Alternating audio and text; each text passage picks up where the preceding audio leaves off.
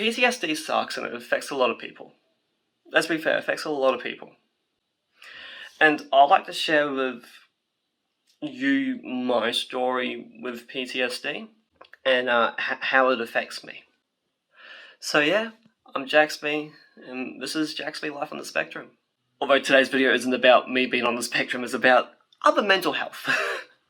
So the first thing I want to mention is I do understand where, I guess, PTSD is stereotyped, might be a good way to put it, of it's very much like you're a war veteran sort of thing, like you've been in a traumatic battle experience. This video isn't about me belittling those people or anyone who has had a worse experience than me, but also PTSD affects people, I wouldn't say generally the same way, in similar ways, but how one goes about, being diagnosed, but the catalyst events for them can be very different depending on personality and the individual. So I do want to mention that if you are having a hard time with PTSD or any other mental illness, do seek help. But let's talk about my catalyst event. So the event that triggered me into having PTSD happened when I was in the 6th grade. So I was 10 years old. Turning 11 that year, but I was 10 years old. And we were doing some assignment, and my teacher that year she was the worst teacher I'd ever had.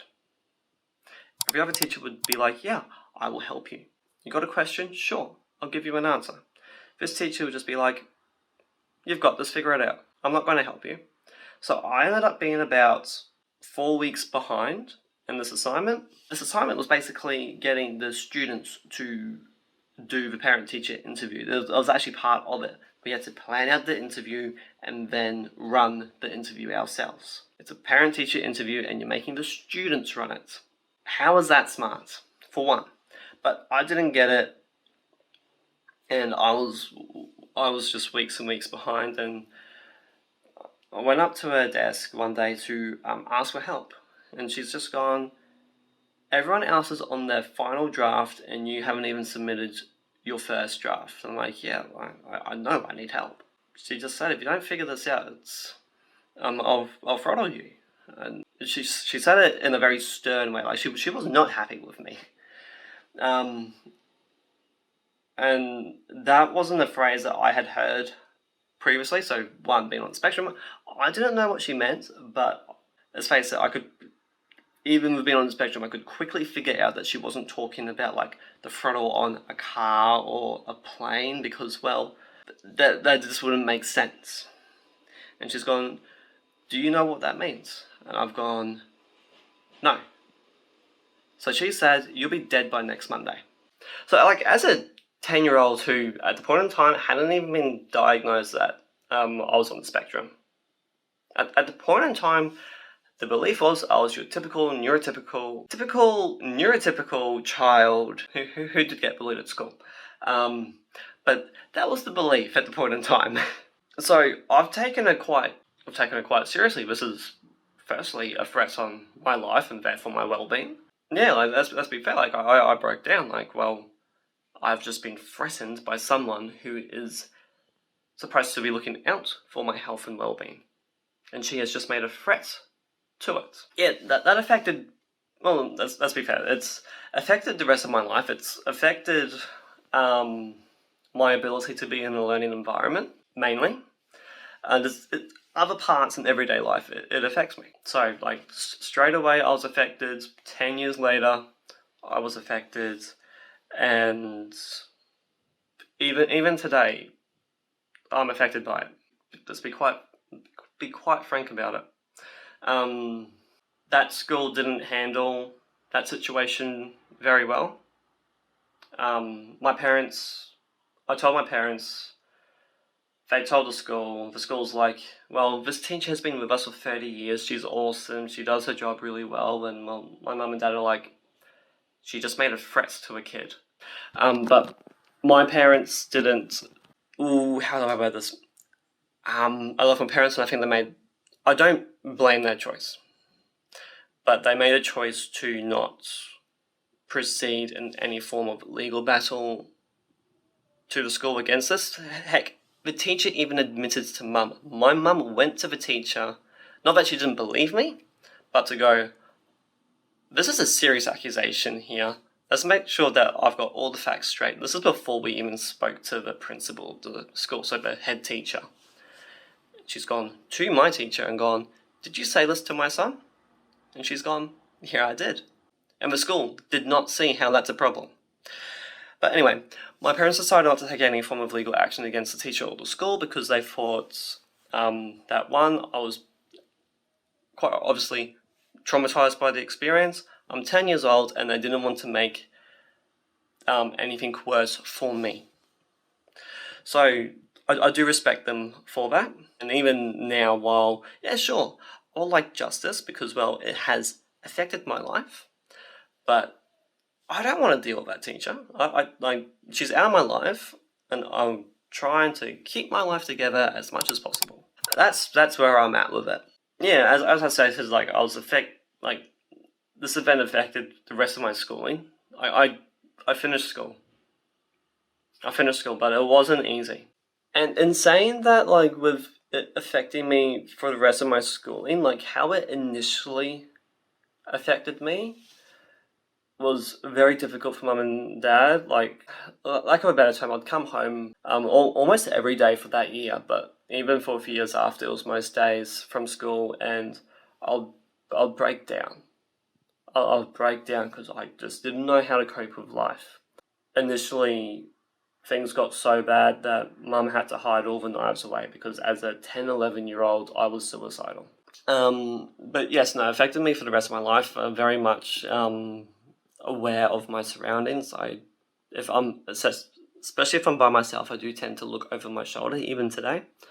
But 2016 was an especially bad year for me because it got to a point where it was like, this is like 10-year anniversary, and it screwed with my head a lot. So I was looking over my shoulder a lot more. I went into a really bad depression where I did seek help from friends and family, and that wasn't easy. Let's be fair, that wasn't easy on them. I'll be honest. I was having really, really dark thoughts. I had to leave my job because the job was stressing me out, and then there being a 10-year anniversary was stressing me out even more, even after leaving the job. Yeah, so that's where I was at for that occasion. For 2016, it was really bad depression, constantly looking over my shoulder if I was out and about, like super hyper aware of my surroundings, dark thoughts, self-harm, suicidal thoughts. Like, I got to a point where I was choking myself every day, and some days even going to the supermarket to look at knives to just end it. So there was a few times where like friends, where they were telling me like, I need to seek professional help, and I'm like, I don't want to seek professional help. I don't want to go into a mental hospital because I will know no one, and I don't want that being a bad thing. Which they understood and respected for the most part. It wasn't a good time for me or for them. Let's be fair. Today though, so like five years later, I don't look over my shoulder as much as what I did in 2016. I still look over it from time to time if things are getting a bit too much.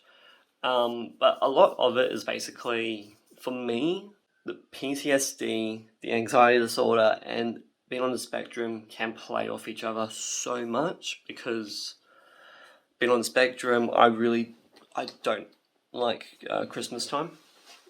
I know I've said it previously in a different video, but I don't enjoy Christmas time because there's too much lights, there's too much sound.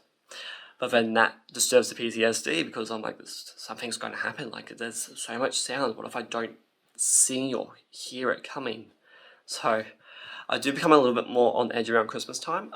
I also become more on edge late April to early July, because that's the time period that the teacher threatened me initially. So it's just that the Monday's coming. That's a bad joke. This is a serious video, mate. Serious video. But in between those times, some days I handle it really well, some days I don't. Over the years, it has been a lot easier to talk about it. I have found a really good psychologist who specializes in people on the autism spectrum, with Asperger's as an example, because that's, even though you can't get diagnosed with it anymore, that's technically what I have. One thing I do want to mention, I was told this by the lady that diagnosed me with PTSD, is that there's no real cure for it. And there's not saying that, like, you have PTSD, you're just going to be a mental, psychological wreck for the rest of your life. That's not what it means. And she explained it really well, of a case of you can get treatment for it to help reintegrate you back into normal society. But if something were to happen in life that triggers the PTSD massively, you can and very likely will go back to square one. So it's a case of you can find strategies that work, but if something were to happen, they're not going to work, or you could go backwards. Which I guess is it's fair. It's fair. It's like my Asperger's. Like, that's not going away. Like, I can't be.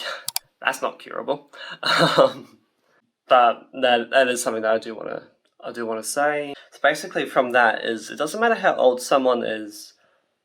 Words hurt. Words hurt. It's a case of treat people and talk to people how you want to be treated and how you want to be spoken to. But before I close this video, I just want to reiterate the point of, if you're going through depression, PTSD, basically, if life is getting too hard for you mentally, regardless of what it is, seek help.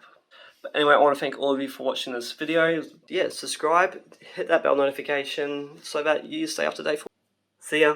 Have a good week.